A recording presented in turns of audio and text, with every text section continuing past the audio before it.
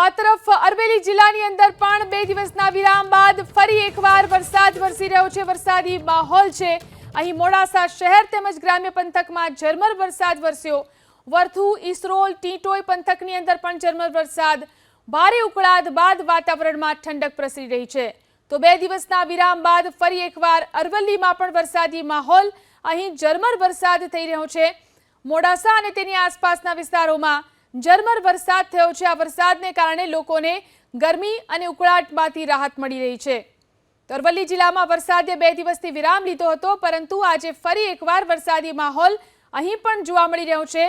મોડાસા શહેર તેમજ આસપાસના ગ્રામ્ય વિસ્તારોની અંદર વરસાદ છે। વર્થુ ઈસરોલ ટીટોઈ પંથકમાં ઝરમર વરસાદ શરૂ થયો છે।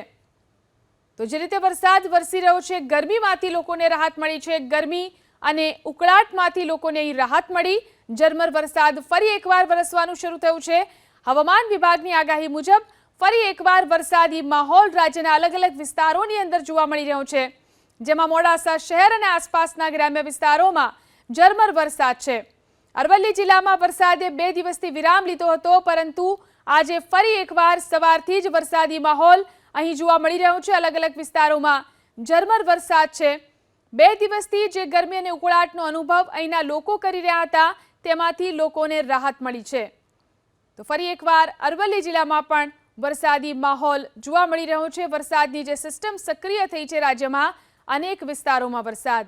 વધુ જાણકારી મેળવી અમારા સંવાદદાતા દેવાંગ ફોન લાઈનથી જોડાયા છે। જી દેવાંગ, અરવલ્લીમાં ક્યાં ક્યાં કેટલો વરસાદ છે?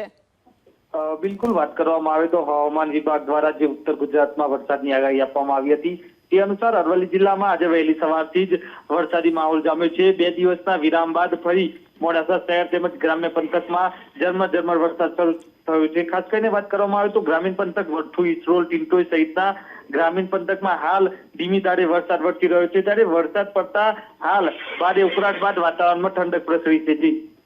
જી આભાર તમામ જાણકારી આપવા માટે।